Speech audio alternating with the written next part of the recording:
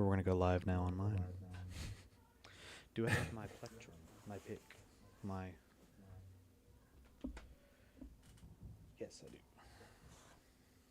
I do. I do. All right. All right, I think we're good. Or as good as Hot we can dog. be. Hot dogger. Yeah, there's a couple of reasons for this one today. But before we talk about that, we got to do our little thing here. I'm Jonathan. Yeah. And I'm Sean. And live from your mother's house. And this is OnlyFrets. You're live in 3, 2, 1.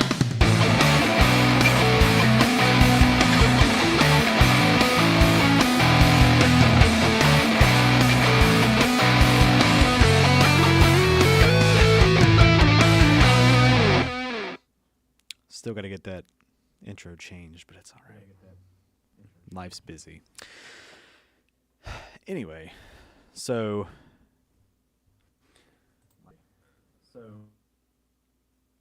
say, Sean, you there?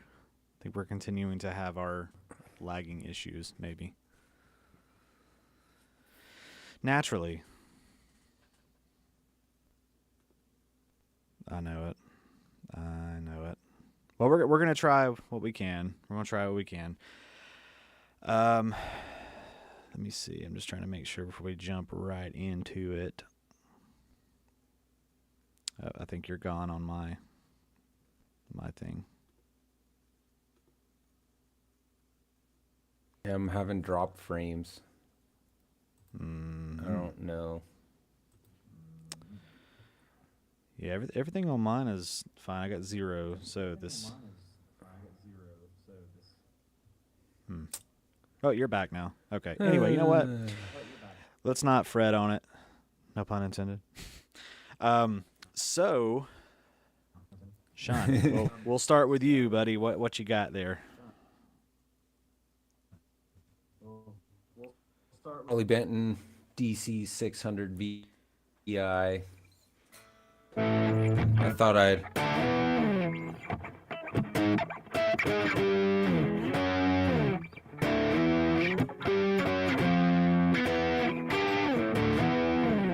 R.I.P. to OZZY. Yes. Terribly absolutely. played riff. Yeah, that... So, in case you've been living under a rock for the past, I don't know how many hours at this point, we lost the late, great, one and only Prince of Darkness, Ozzy Osbourne, recently. And that was very, very sad. Like, celebrity deaths usually don't hit me. And it's not like I was some big Ozzy fan, but that was like, man, that one hurt a little bit, you know? And it's like... it stung a little. Yeah, it did. And it's, to me... I thought about it immediately as like it's one of those like Michael Jackson type death. Like you're gonna remember that for the rest of your like where you were when you heard the news, kind of thing. You know, because it's just such a big loss, man, just all around. He was very impactful, musically Yes. speaking, for sure. Yes. Which brings And me to culturally, I mean, Sorry, we're his lagging. show, you know, the Osbournes was like very prominent when I was coming of age. So Right. We all got to, you know, peek inside of Ozzy as a dad, which was very funny often. But yeah, definitely impactful. Yeah, because that whole family is like they're all like pop culture icons, you know. Obviously Ozzy being the front of that, but I mean like everybody in that family had their own thing going for them at some point in time, or currently do, and it's just like, man, you know. So yeah, R.I.P. Ozzy. Figured we'd go ahead and get that out of the way. Hulk Hogan died today too, kind of going way off track, but did you know that? Yeah, I just heard R.I.P. to the Hulkster as well. Holy crap, man. I know, man. Yeah. Yeah, but I wanted to talk about this real quick too, just for a few reasons. Going back into the Ozzy thing, I found out about Ozzy Osbourne in probably the most poetic way that you possibly could, and that was I've been learning a lot of new stuff lately, like stuff that I maybe learned part of, and trying to just learn new music. And I've been sitting here, and I was like, you know what I'm gonna do? I'm gonna learn "Bark at the Moon." That's like one of my favorite Ozzy songs. So I was like, okay, I've been playing it or whatever.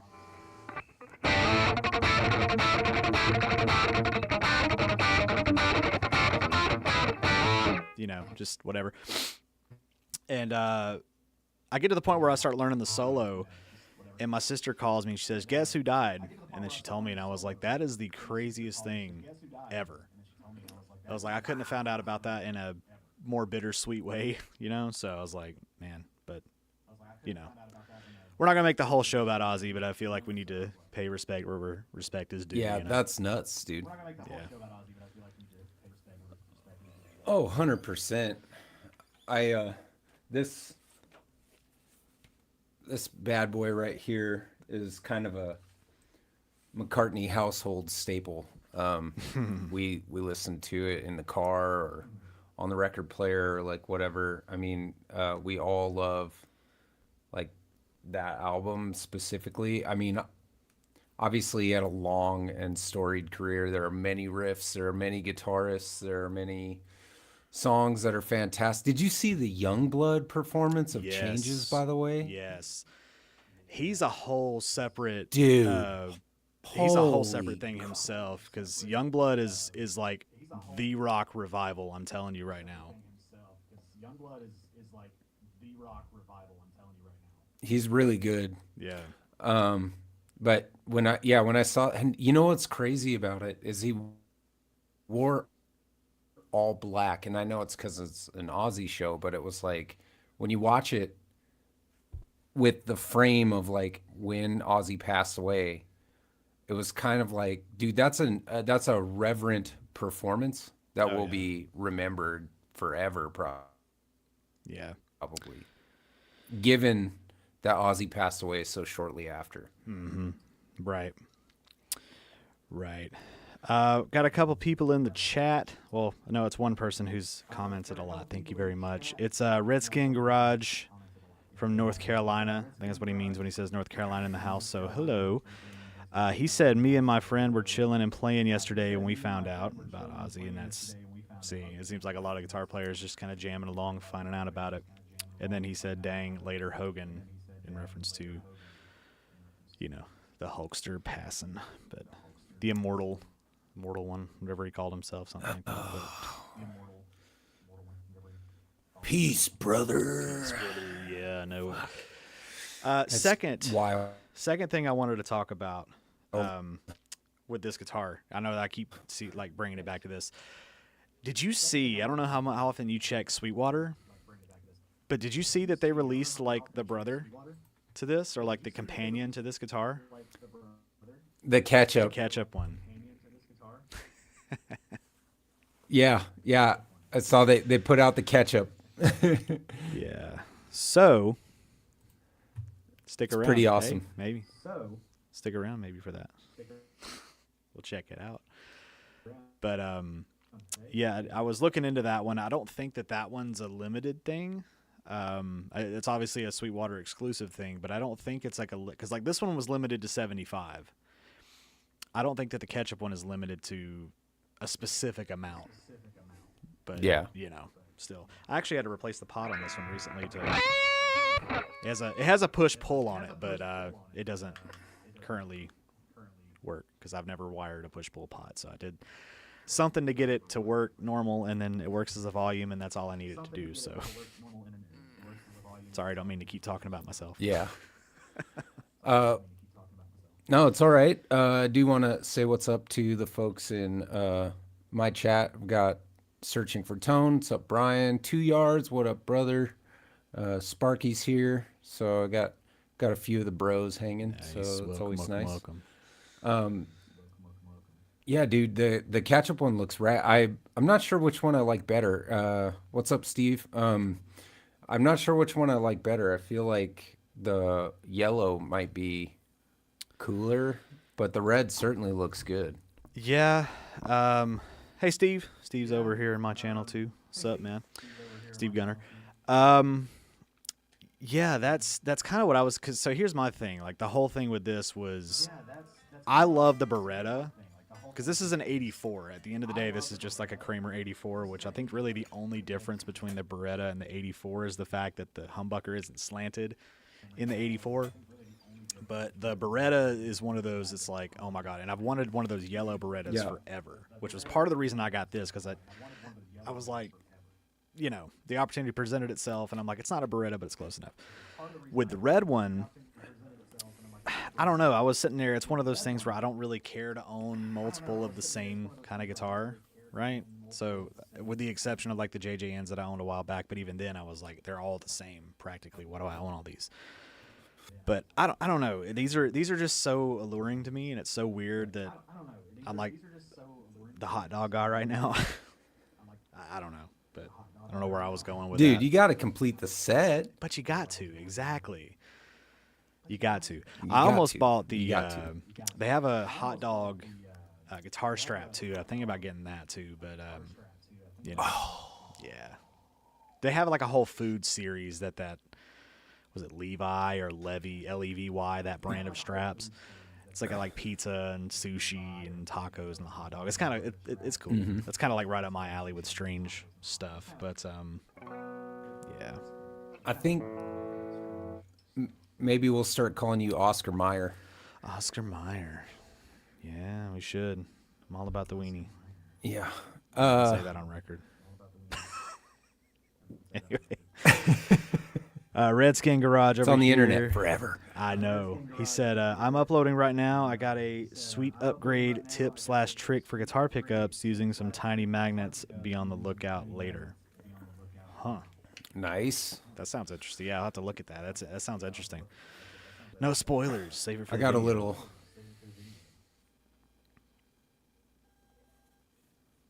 finished painting the neck. Nice. And the body. Ooh. Now, this did not turn out perfect. If you look at certain angles, you know what I did? So Brian at Searching for Tone is doing a fabric back as well, but he put the fabric all the way to the edge and over, and then we'll cut it off, and that will allow a nice level surface to paint on. I did not do that, and so you can kind of see some like ripples in it, but that's why I did it on the back, and the front looks pretty good. So I think I'm gonna do some assembly on that hopefully this weekend and just start getting it put together. I need to buy other parts other than what they sent, but I think I want to assemble it and play it and do like a before and after, so I'll put it together kind of as it is, and then I'll mod it later when I can have the funds available to purchase the modded parts. Yeah. But yeah, I'm excited to play that thing. It's cool. No, I've finally have a Firebird in sight. Yeah, I've been kind of every time we talk about it, I've been looking forward to like your progress on it. So I'm excited to see the final result. The back, you said it's not perfect, but I mean that's to me kind of the point of it. It's like it doesn't need to be perfect, you know, front or back, really, you know. Yeah. You can see the ripples, but it's just a, you know, it's a Firebird to beat around on, dude. It's not really for anything other than for me, so I don't really care too much. But I do have the painting video I want to put together and put that out, and then I'll do some assembly, and we'll do that in a separate video. I was thinking I'd just do a supercut, but it's taking me long, and I want to get something out about it here so people can watch the progress or whatever. Yeah, no, like I said, those types of things are fun, so, you know.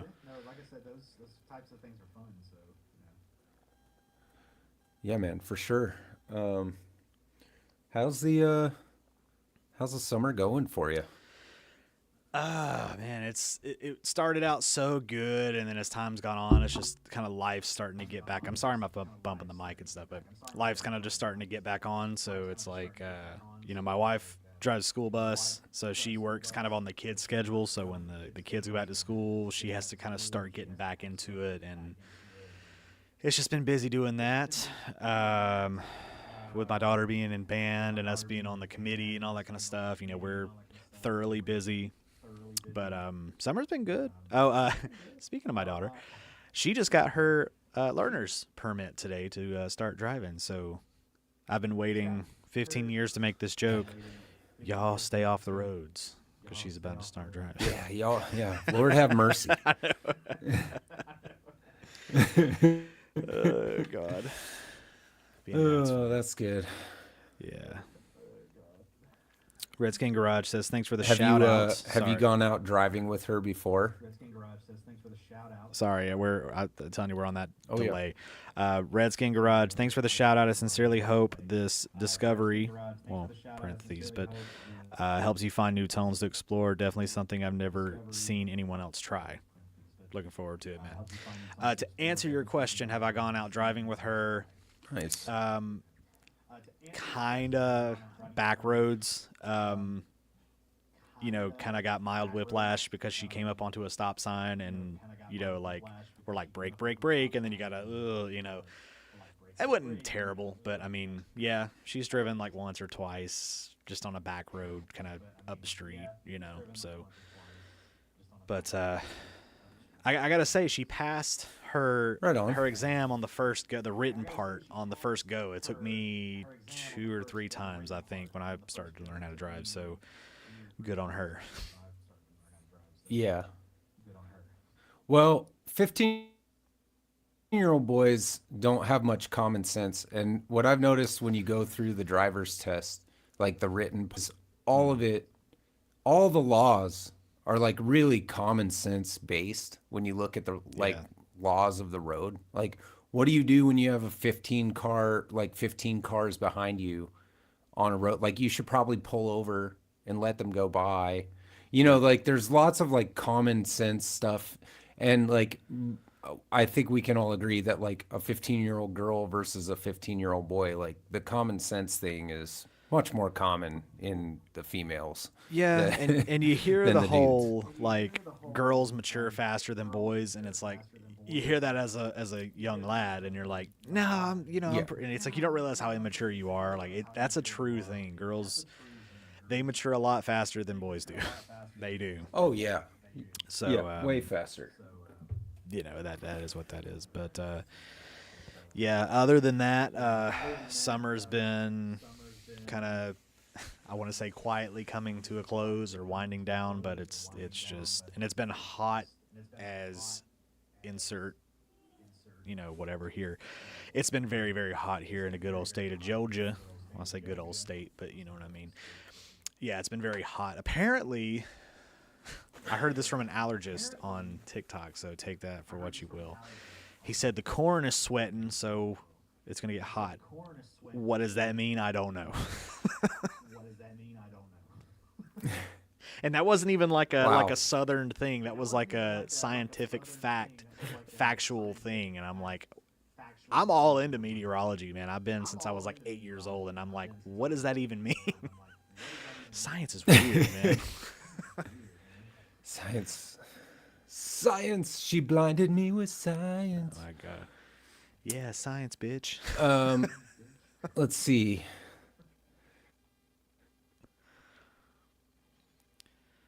RP to Ozzy indeed. Guitar Pit of Horrors. Mark Spurgeon in the chat. Good to see you. I Can't Drive 55 would randomly play on the radio. Yeah, that's pretty good. I think it's hard for moms.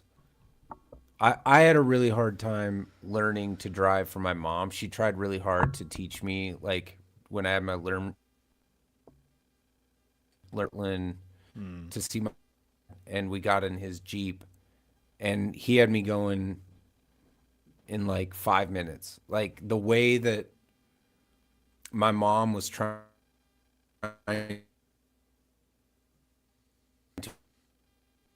to explain the clutch hands. What are you talking about? And she was trying to tell me there's a middle point there where when you pop the clutch, your car won't, jerk. Like you have to ease into it. And she was trying to explain that to me, but I could not understand the way she was trying to say it at all. And so we just ended up fighting and going home.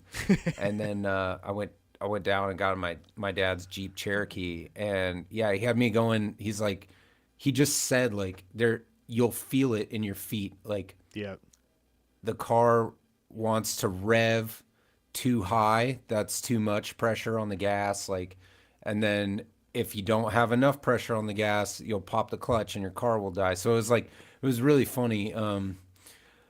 Anyway, so I just think like there's whatever parent you link with mentally better at the time, that's the one who should teach you how to drive. Like, whatever the smoother relationship is. It's rough on our end because she likes us both. So it's just like, but yeah, I get that completely, because if you don't, you're just gonna argue. So that's how it was with me too. Like I learned to drive on a third row SUV, right? And my mom just was like, we're going to do this. And I'm like, cool, So there was that. That was fun, which is probably why I can drive bigger cars to this day pretty easily. Yeah, totally. Yeah. But then, so I always wanted to learn how to drive a stick, which was funny. You were saying, you could drive a manual. The way that I learned, I'll probably learn in the best possible way, because if I'm burning through clutches, at least they're not mine. I worked at numerous car dealerships when I was like 18, 19, 20, somewhere right around there. And I worked in detail. So, we were moving cars all the time. Well, we had this one dealership where I would go, we would take the cars to a car wash down the street. Like if we were real busy and they like got it serviced and they just wanted like throw some water on it kind of thing. We took it to a car wash down the street. And there were a lot of times where there were manuals up there, and I'm like, I can't drive these. And they're like, well, you're going to learn today. And I'm like, okay. So I'm just getting out on one of the busiest roads in the area, and I remember one time, I think the first one that I ever took was a little, the Chevy Sparks. Yeah. Yeah. Okay. So first off, when those are a manual, those and the Sonics, those little hatchback Sonics, so fun to drive when they're manuals. Now we're on this car thing. But I took it was a little like sky blue Spark. I'll never forget it. Took it to the dealership. To the car wash. Kind of stall out a couple times. Got it. Cool. So I had my confidence built up a little bit. And I was at a stoplight in a turn-in lane. And there was a cop in the opposite lane, like kind of over to my left, like looking at me. And I went to go turn when the light turned green, and I was like, oh, I got this. And then you saw the car go dun, dun, dun, dun, on the highway, and I just looked up like panicking, like, oh, I got to restart. And I looked at him, and he's just like shaking his head laughing, and I was like, oh, my God. I was like, I'm so glad I'm never going to see this dude again in my life. Maybe, hopefully. But oh, that's funny. That's my learning how to drive a manual story. That's hilarious. I mean, learning to drive a manual is definitely a chore. Yeah. But yeah, it is. I'm glad that that's all we had. I'm old, so like we had a station wagon. My mom had a 1982 Quantum Volkswagen station wagon. And that was a manual transmission, and that thing was awesome because it was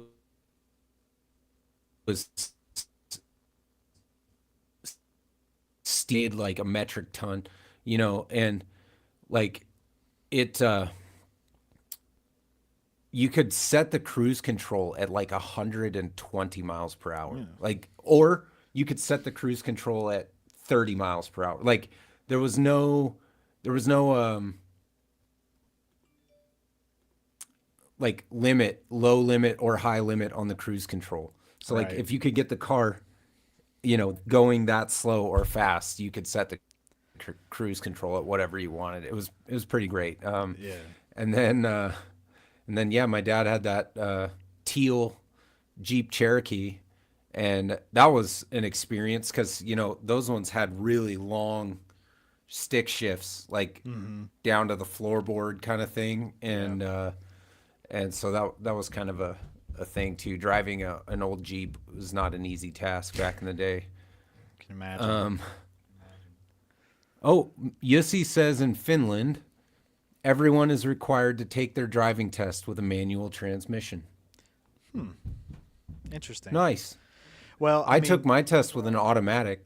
Yeah, and see, and the thing is too is like in other countries like that, like the manual is so much more prominent over there. I mean, it's like the truest thing in the world when they say in America, like barely anybody drives a manual now, and the best anti-theft thing is to just have a 5-speed. Honestly, because if someone breaks into your car and sees that it's that and they can't drive one, they're just gonna say, "Oh well, screw this. I'll go to the next one." Yeah. Honestly, I mean, that's the truest thing. I have a Jeep Patriot that I'm trying to get rid of. That's kind of broken down on me over the years, but it's a manual transmission. It actually needs a new clutch and flywheel, which is like more expensive to fix than I care to pay, and we already have like 2 other cars. So, but I miss driving the stick shift. I love driving manual, and you're more engaged with the vehicle because you have to like listen to the engine and feel the car and pay attention more. And I do enjoy driving manual transmission, but they are going the way of the dodo for sure. For sure, and I hate it because it's like you said, they're just so much fun. One of the dealerships that I worked at, it was a local dealership, and this was after I got like actually good at driving it. Right before I quit there, I'd gotten another job, and I told him like, I gave him a 2-week notice, blah blah blah, because he was a nice guy, still is a nice guy. He from time to time would let people take like a car home, like the one with because it's real small. It was like me, another dude in detail, and like 2 salespeople, and he'd be like, here's a cool car, take it home for the weekend or take it home for tonight or whatever. And I remember he did that one time with me and the other guy I worked in detail with. We had a Crown Vic up there, and I was like, oh man, it was like an ex-cop car. I was like, man, because I love Crown Vics, man, I love them. Right. And I was like, man, I'd love to take that thing home. And he's like, no, I'm gonna let other dude take it. And I was like, okay, whatever. I didn't think he was gonna let me take one at all. And he said, here you go, here's a key, and it was to a freaking Audi TT. And I was like, oh. And it was a stick. Nice. Like, yeah. I was like, man, I had fun on that thing because I love an Audi too, like a TT. Oh, those are really really nice. Redskin Garage says, put a Harbor Freight engine in it. I guess in reference to your Jeep. Yeah.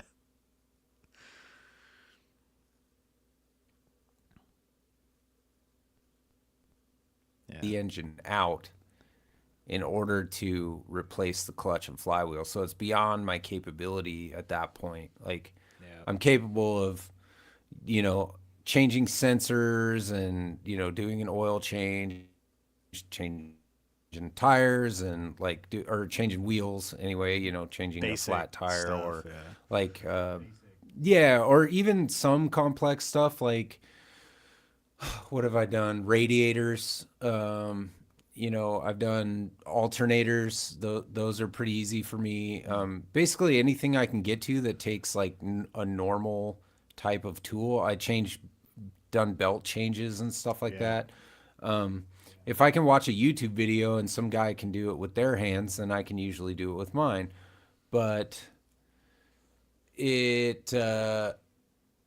when you start talking about needing a cherry picker to take an engine out, then I'm out on that. Yeah, it's I like, just no. can't do it. So it's way too much work. Yeah. Timothy Richards asked if we're gonna pick the guitars or not. We don't do a lot of that here. We just hold them for show. But I'm sure Jonathan will riff you out something. Got clean going. Let me.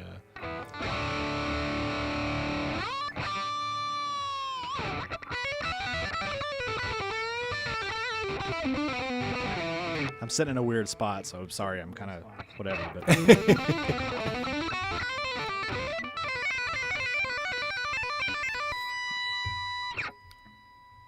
just something.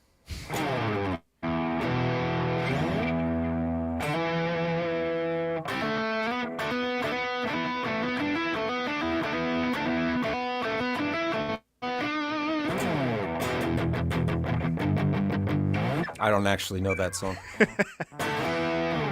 So here's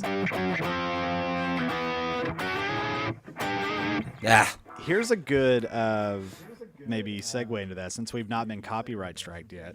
Maybe we can start to kind of just be like, are you learning anything interesting? Because I've been learning a lot of stuff recently, and I'm kind of like halfway through a lot of it. Like, have you been learning anything new recently that you can play since we're not going to get in trouble? I talked about it probably like a few episodes ago, but I've been working on, so I did, hold on.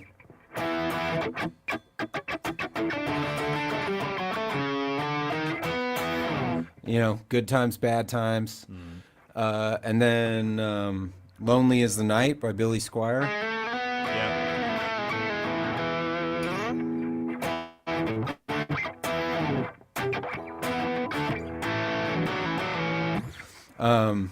So I've been kind of picking up things here or there. I actually I talked to my wife the other day, and I was like, I watched a video from Alex at Super Danger, and it was a video about gigging, and then you were telling us last week about your gigs, and I started getting insanely jealous.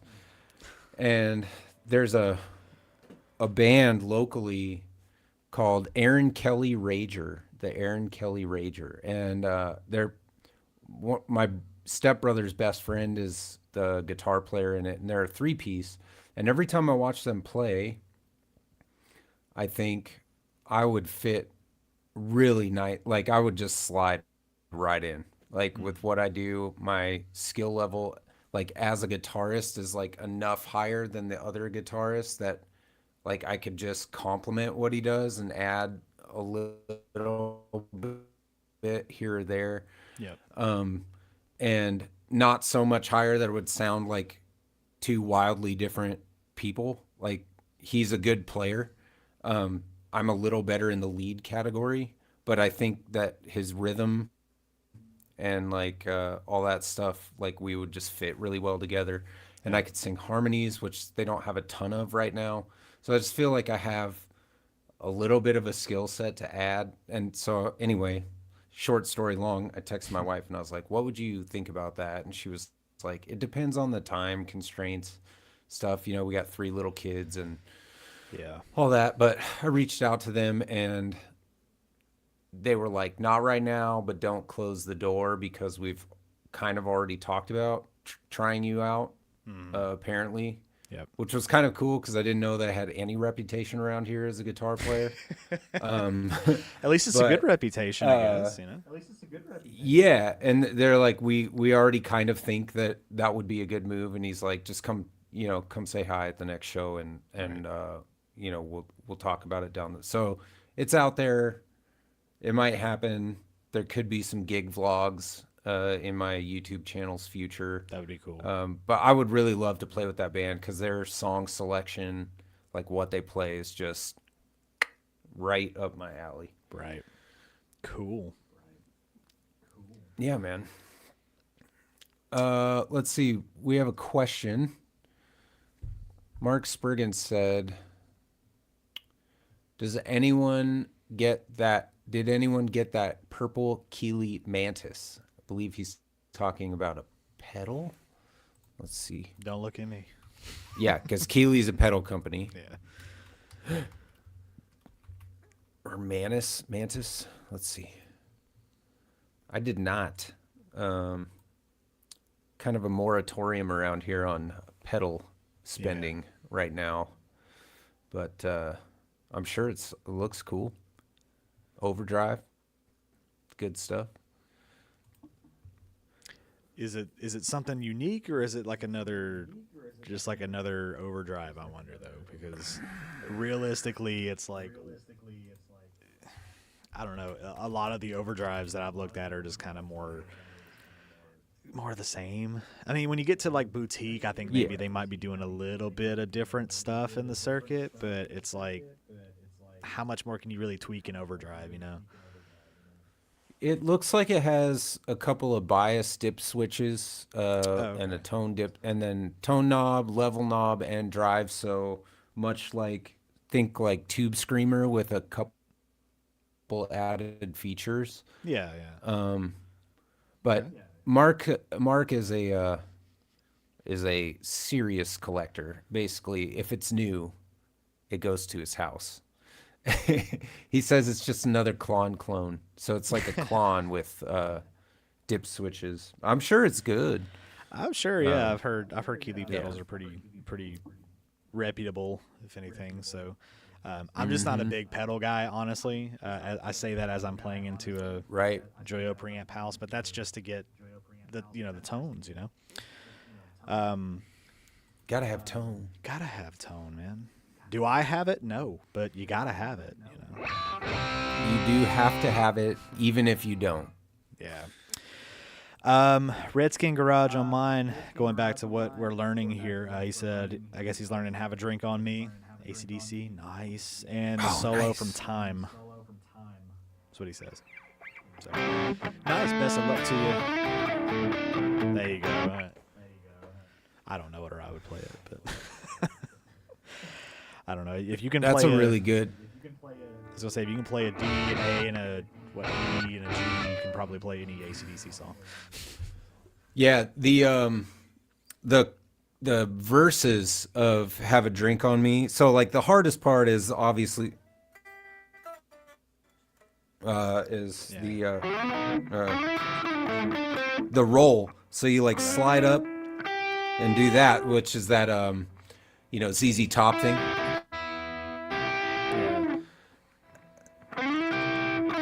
And then you slide back down to the 7 and then roll your finger. So it's the hardest part was learning that finger roll thing. Definitely a trick that Angus used all the time, like on every single song. And that finger roll is a tough thing. But Robert Baker had a few courses where he really like hammered in like how to do the finger roll thing. And so it was something that I kind of picked up along the way. But that's a huge component of playing the Angus parts. Now, what you're talking about, the driving, like rhythm stuff, that's the easy part of AC/DC, right? Right, yeah. Well, and not to discredit the Malcolm Young. Yeah, not to discredit Malcolm Young in any kind of way. I mean, not at all. You know, for him to take what essentially was the same 3 or 4 chords sometimes, and they still make, banger after banger after banger, hit after hit, it's like, that takes some kind of something So special, many. I mean, I can't do it. Yes. No, I mean, I don't think anybody could take away from Malcolm even if they wanted to. Right. He was inherently critical. Like if, it'd be like having the vowels without the consonants and trying to form a language. You know what I mean? Like it really, they needed each other. And the fact that he was just a cement mixer of a rhythm player was like the heart and soul of that band. Like, so yeah, definitely not taking away the fact that he could do more with 3 chords than I can do with 40 of them. All the notes, yeah. Exactly. Just magic in his fingers for sure. Yeah. But what about you? You learning stuff for the next open mic? So I think the next open mic thing is going to be an acoustic thing, which when it comes to acoustic, I've got a million different songs I can play. But what I've been doing is making a playlist, and I just kind of put them in. I got a Spotify playlist of like, these are the songs in E standard, and these are the acoustic songs. So like this is in standard.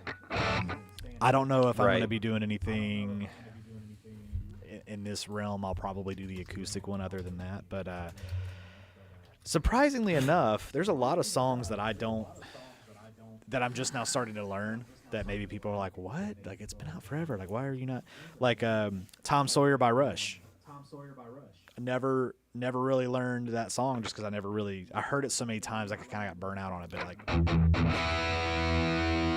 Yeah. super simple stuff.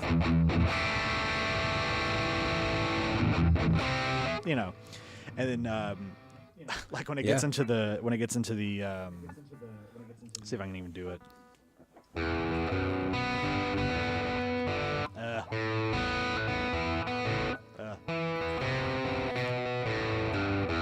It's a lot of like, because it's kind of proggy, so it's like a bunch of like weird picks and upstrokes. So you gotta kind of get your hands to work together on that. But Yeah. or like the solo is kind of funky sometimes too. Like I got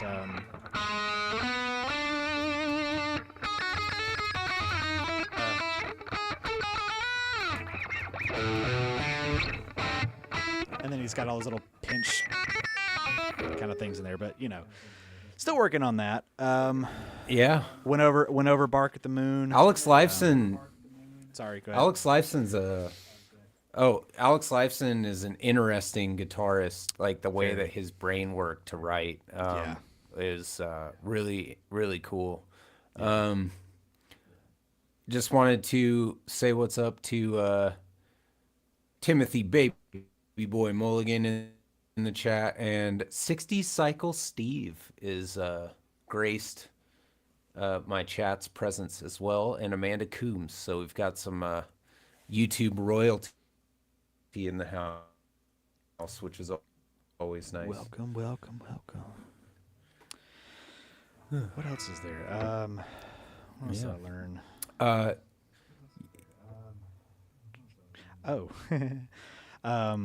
I kind of get into Iron Maiden every so often too. So like Wasted Years, that's a good song.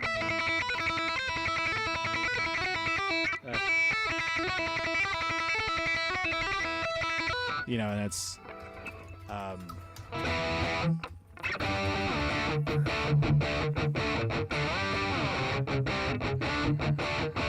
just they kind of just play the same kind of stuff too. But again, Iron Maiden make it heavy, so or they try to anyway. Like AC/DC, but with power chords. Yeah, and, pretty much.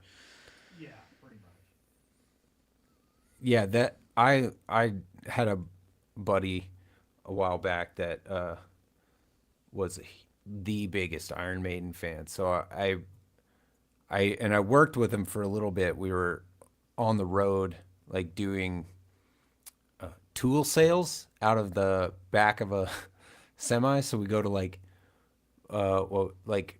VA halls and stuff like that and set up like sales for really cheap tools, kind of like think Harbor Freight on the road. Anyway, and we listened to a ton of Iron Maiden. That was kind of where I got my education on them. But I've never been sort of motivated to like learn any of their songs. But I mean, I would if I had to for a show or something like that. Like that, they're awesome. You know, I have nothing against them. Yeah, they're all very, very talented musicians. Learning any of their classically songs on trained, bass, right? I believe so. Learning all of their songs on bass is a workout in itself. Because I mean, you got all the like dun dun dun dun dun dun dun, kind of like galloping kind of things that he does. Man, it's like my brothers. My brother, I'd say brothers, but brother, he started learning how to play bass, and he learned a lot of Iron Maiden. And I mean, he got real good at the galloping thing. Like my dad plays bass too, so he could play some Iron Maiden stuff. Me personally, I don't know. I never I like Iron Maiden, but I never got into like deep into them. I don't know. Maybe now as I'm getting older, I'm like, oh yeah, now I'm kind of wanting to learn how to play different things, and like, oh, Iron Maiden, I know these songs, Yeah.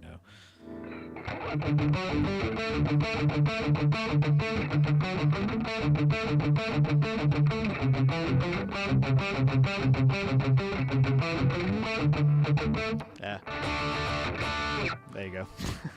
But, That's an interesting point, though. Like, as you get older, like, I feel like we've talked about this before do like our episodes about our guitar journeys, but I spend a lot of time just like writing my own music. And I think when you are younger, like you listen to music, but it really just kind of drives you to write your own. You're like, I could do that. And you know, turns out you can't, but you try.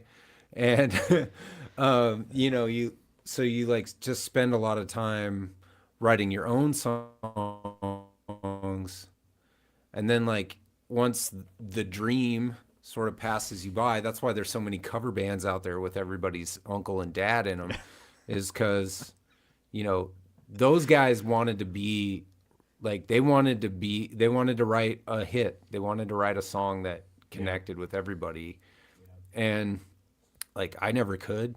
And so now I'm kind of like, yeah, maybe a cover band's a good move. And you make a lot of money in a cover band. You do. You can. Yeah. Especially if you're in a good one. Yeah. But like,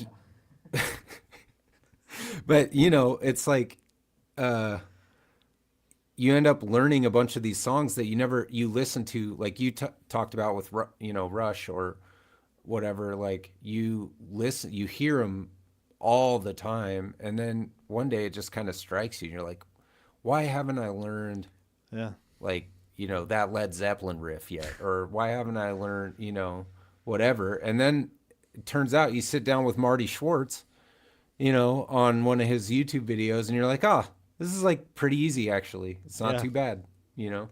Yeah. I think a lot of it too, not that I'm ever one of those guys that's like, not like a hipster where I'm like, oh, it's just mainstream. And it's like, but like, because I don't want to sound like those people like when Stranger Things came around and like Master of Puppets got big again and like all the kids were picking up guitar to learn Master of Puppets. Everybody's like, you don't know that song? Like I learned that back in the 80s or whatever. It's like, well, I was born in 2000, so like, you know, we're old man. But anyway, not me, but the kids saying that. Anyway, what was I saying? But yeah, like I don't know. I just kind of like to learn more deep cut stuff, maybe to me. But then like you get, you know, Metallica. You know, like I knew that forever. Can't play the solo. Never bothered to learn the solo, but I can play the rest of the song. Or like you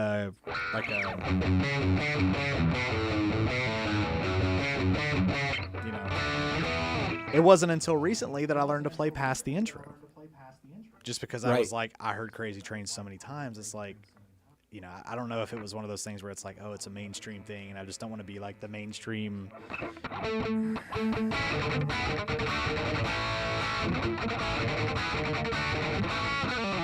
But then you learn it's like, oh, that's a cool riff, you know? It's like, why don't I know how to play that? You know, when other people are playing it and then they look at you like you don't know how to play friggin' like Crazy Train? Like, what are you talking about?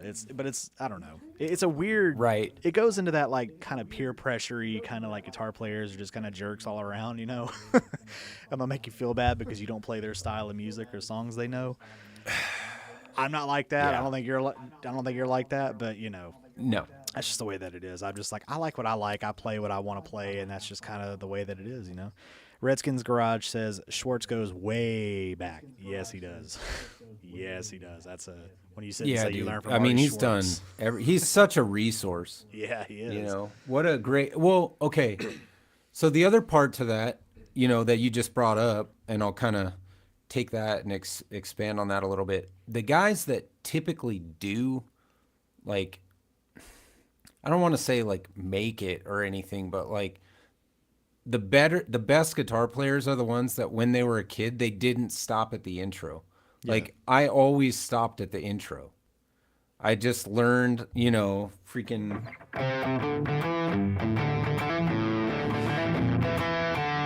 I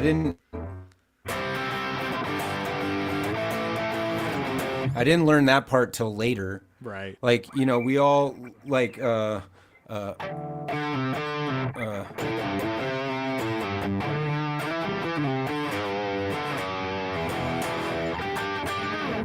like you don't learn like you just learn this part.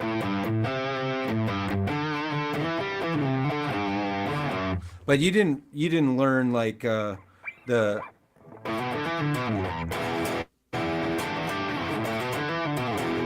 or the hold on.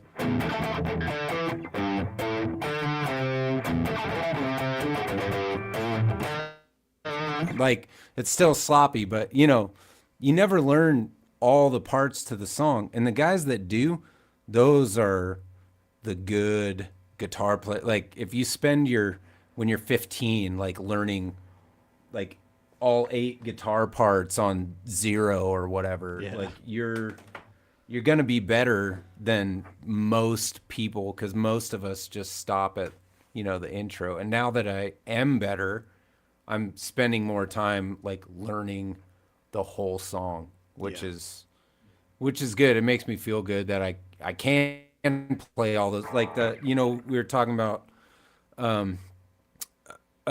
sorry, who's the garage guy? What's his name again? Garage guy. Redskin Garage. Oh, Redskins He was Garage. talking about he was talking about have a drink on me. That, like, most of the song is this.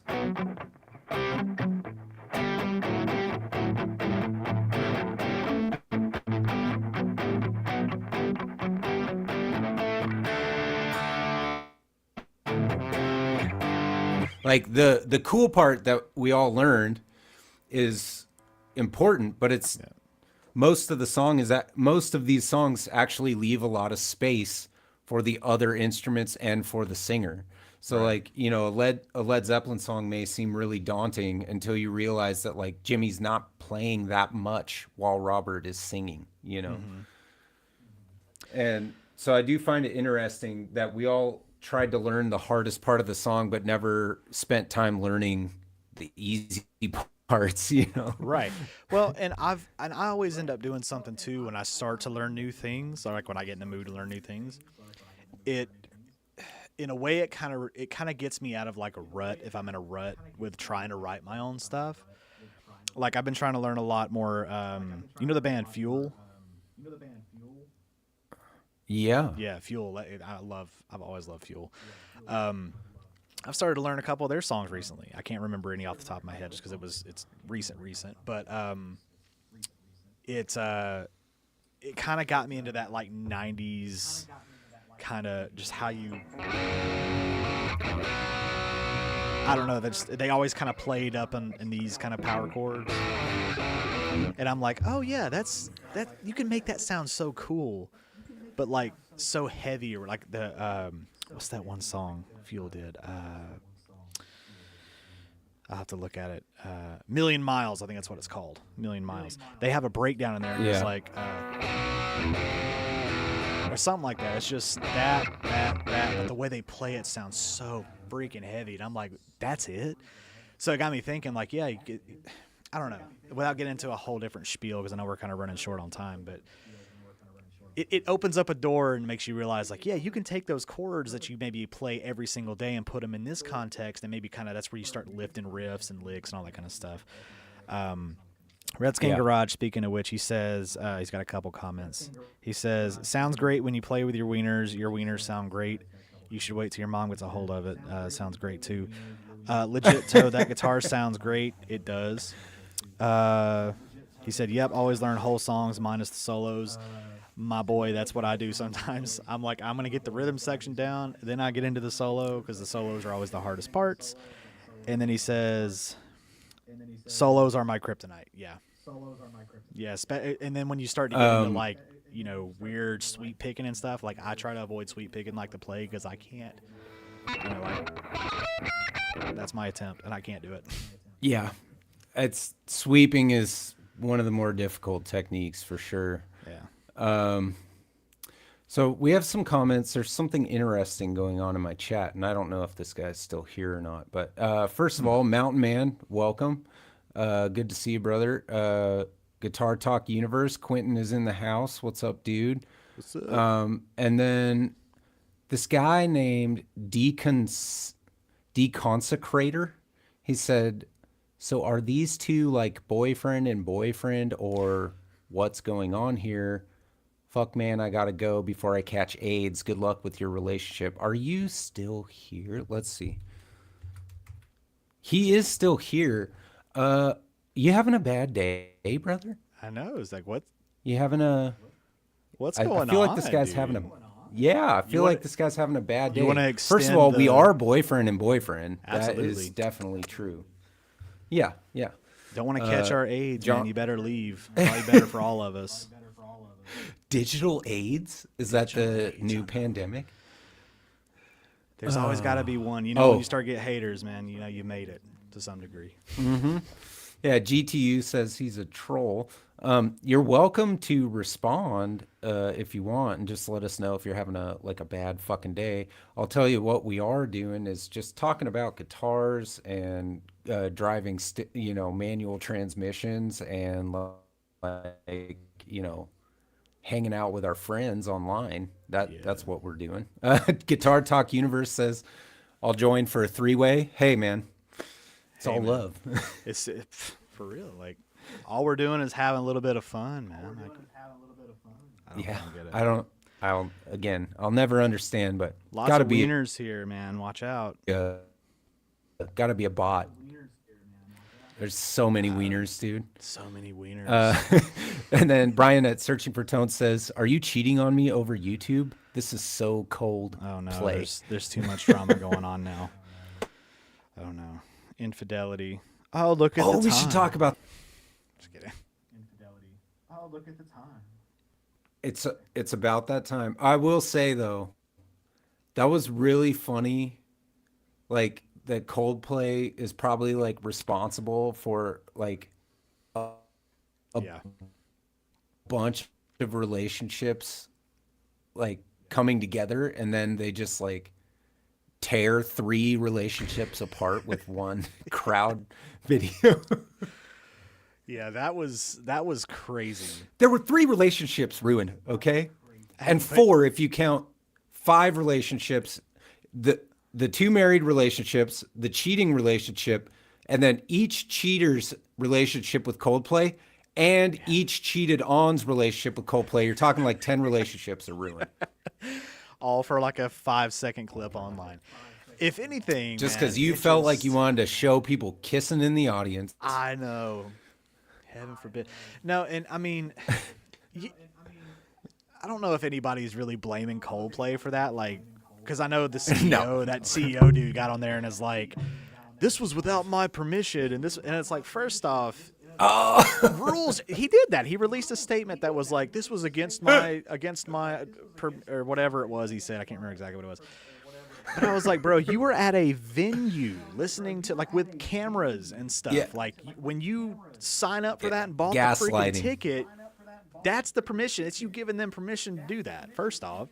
It's like when you go outside in public and people are filming and they're like, "Don't film me." It's like, well, you're in public. I can film whoever I want. You know, it's one of those things, you know. Local laws Yeah. may change, but at least where I'm at, it's like I'm in a one-party state, so it's like I can record anybody I want without them knowing. Not that I'm doing that, but I'm just saying if I wanted to, anybody could do that in the state of Georgia, you know.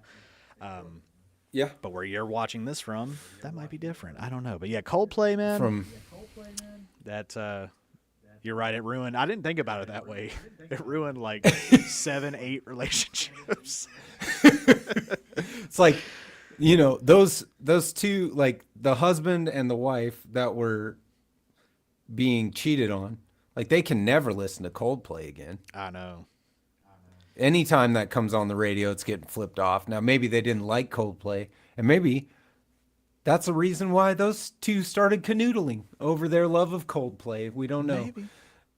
All I can Maybe say is they're my putting wife them on- doesn't listen to Coldplay, and she's like, "Really? My husband doesn't listen to Coldplay. I gotta say it was. Let's go to a Coldplay concert." It was a Coldplay to put them on that camera, though, man. I'll tell you that. That was cold as hell. Cold as ice. Anyway, well, we had our first troll Yeah, on my channel, at least. we're getting it. That was we're nice. getting there. I will say this: the one relationship getting that there. Coldplay did not ruin was mine and yours, honey. I'm telling you.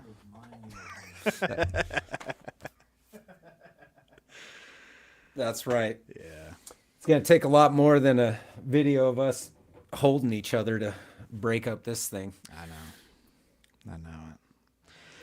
But yeah, unfortunately, I think it is. I would kill. I think Gonna get back to working at some point. I would kill for an opportunity to wrap my arms around your big manly shoulders. They're not very big and manly, but it's okay. I appreciate it. I keep you warm either way. Either way. That's right. Now we're veering way off topic here, but yeah, I think it's again we had some lag in there, so you probably heard me in the back of Sean cutting him off saying we got to go, but we have a little bit of a lag issue. We made it work, and this was a very very fun episode. I had a lot of fun doing this. I normally do, obviously, but this was a fun one, despite the fact that it started off kind of macabre. But Yeah, man. Yeah, it was a good one. Good turnout over here, and thanks to everybody who showed up on my channel and on Jonathan's. Thanks to Redskin Garage. Everybody jump over and subscribe to his YouTube channel. Sounds like he's got something cool coming up. Yep. Yeah. And I don't know, man. I guess we'll check you next week. Yeah, next Thursday. We started pretty close to 2 p.m. Eastern, 11 a.m. Pacific this time. We're getting better at it, I promise. But yeah, make sure you join both of us on either channel next week, next Thursday, 11 a.m. Pacific, 2 p.m. Eastern for another exciting episode of OnlyFrets. Even you troll-ass motherfucker. And we'll see you guys next week.